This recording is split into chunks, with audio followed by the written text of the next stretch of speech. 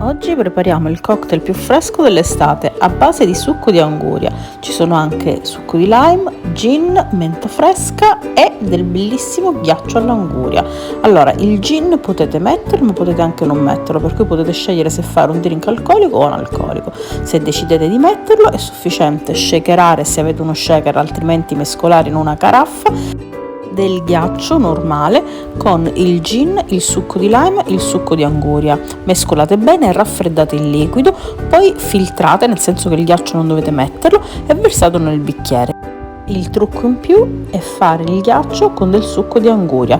Semplicemente lo frullate, lo passate al colino e poi lo mettete nel dispenser per il ghiaccio. In questo modo raffredderete il vostro cocktail, che però non si annacquerà man mano che il ghiaccio si scioglie. Non aggiungete zucchero, soprattutto se l'anguria è già abbastanza dolce. L'altro trucco da bartender: mettete un pochino di zucchero, io ce l'ho colorato ma potete utilizzare anche uno zucchero semolato normale, sul bordo del bicchiere, bagnatelo leggermente e poi rollatelo nello zucchero semolato.